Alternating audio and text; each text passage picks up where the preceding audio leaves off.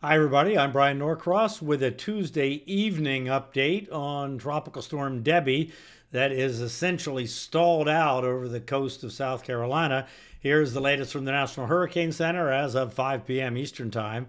40-mile-an-hour winds is the estimate somewhere in this kind of broad, empty circulation here. The strongest winds are in these bands that are coming ashore to the east of where the circulation center is, moving at 3 miles per hour. East northeast means kind of up the coast at the current time in terms of the center, but there really is not much with the center. The center is all kind of dried out. There's no core to this storm, and the pressure now at 999 millibars because the energy is all spread out here in these outer bands. And by the way, these outer bands extend all the way down into South Florida. We had some come through here earlier on today, and they're still quite intense.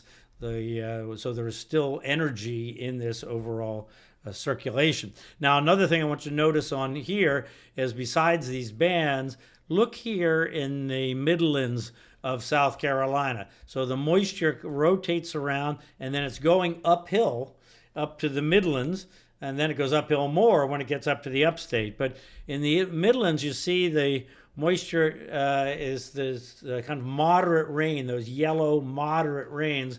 And all that moisture that and rain really that falls up in those higher elevations all has to run south down the rivers and creeks and streams that eventually take it down to the Atlantic Ocean. So even after the rain stops down here in the Lowcountry, this water has got to come downstream. And we've had a few issues in the areas outside of Charleston because when the bands were over here, they dumped a tremendous amount of rain. Up in Waterboro in South Carolina, there were some dams that were threatened, up to 15 inches of rain in that area. Now, they're out of the heavy rains now because the bands have moved on up the coast. But just to give you an idea, the rain that's farther uphill from them still has to come down to the Atlantic Ocean. So we're not done with the flooding threat, as even though it's not as bad as it was. Okay, there's that track. Now moving on up the coast here, you can see these strong bands. These have had tornadoes in them as well, including one that did quite a bit of damage not too far from Myrtle Beach. So we're just going to keep their mind open and just be aware of what's going on around you if you're there in the Carolinas. Okay, so let's look at the track here as of 5 p.m. from the Hurricane Center. And you notice a little bit of a change if you've been watching this. The thinking is it won't be offshore that much. So that means that it won't have as much time to get strong. It won't draw in as much moisture. So all this is actually good news. Now, it still could be offshore for a while. So the Hurricane Center is saying, okay, could gain some strength. The waters there right along the coast are not especially warm, but then just offshore they're pretty warm. And then when you get pretty far offshore, you have the Gulf Stream. So it's going to be able to tap some of this warm water here. So the idea is that perhaps as more of the circulation is over the ocean, it could get somewhat stronger. Obviously, if it tracks right up along the coast, that's less likely to happen, but the official forecast takes it offshore. And remember that the worst weather, if it goes something like that, the worst weather is on this side. So this is where the bands will be. This is where the wind will be blowing onshore. So if we have what storm surge we have, it's going to be along the coast, up the coast from wherever the center is. And we just don't know at this point exactly where that's going to be. Could happen that it just goes right over Charleston for the center, but that means the worst weather is all up in the up the Grand Strand and on into North Carolina. So everybody along the Carolina coast just needs to be very well aware, and in the counties going inland because of the possibility of heavy rain and then that water flowing down and flooding from that. In terms of how big the storm is, here is where the extent of 40-mile-an-hour winds is thought to be, somewhere here in this quadrant, the northeast quadrant of the storm, and somewhere in this southeast quadrant, up to about that far out with the 40-mile-an-hour winds. And not the whole area, but because we know those winds there are in bands. As it moves forward in time, the idea is that it could strengthen some, and then we have, again, with the center down here, now the hurricane force gusts, so a little stronger winds. But it depends on where that center is. Move the center closer to Charleston, the stronger winds come closer to Charleston if it intensifies. But if the center's closer to Charleston, it's probably not over the water so long.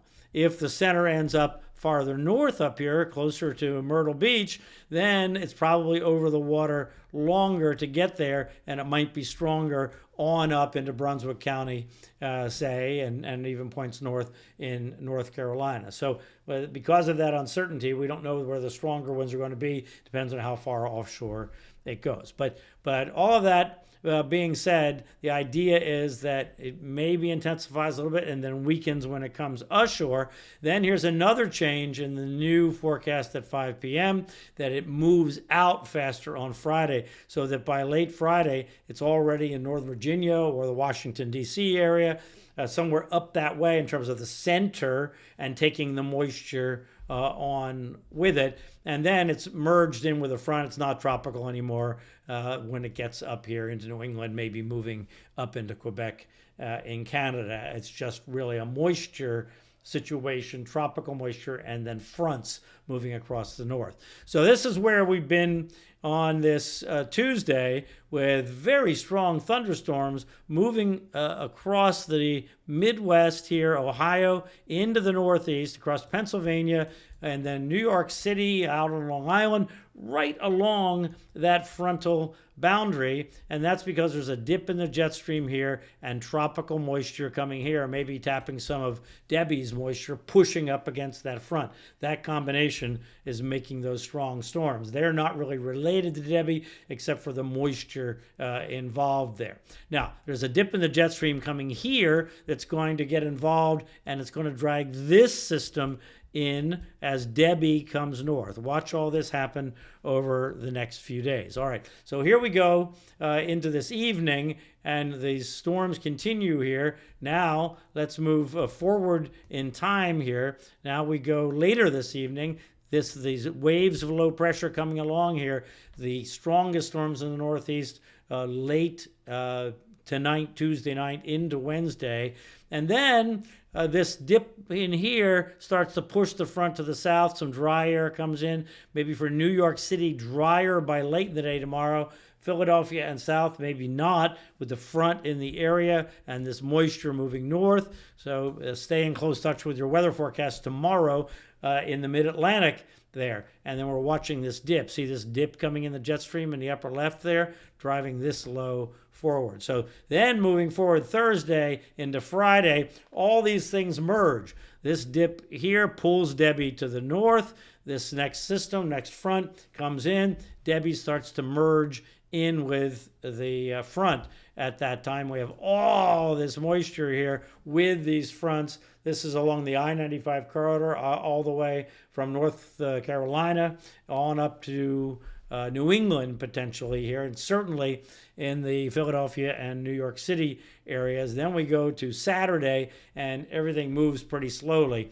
Well, the remnants of Debby move north, and the front slowly moves in, but nothing moves a lot. So Friday and Saturday in the Northeast, you have all these things coming, including Debby's moisture. This is not a Debby moving north situation as much as it is a Debby combining with the front and the moisture and the dip in the jet stream, all that energy coming together to produce significant rainfall, perhaps 5 to 8 inches of rain in a long corridor. That's on top of the rain coming today, by the way. So there is a flood threat potential for the Northeast Friday into Saturday. And then by Sunday, all this clears on out, and we should be much better.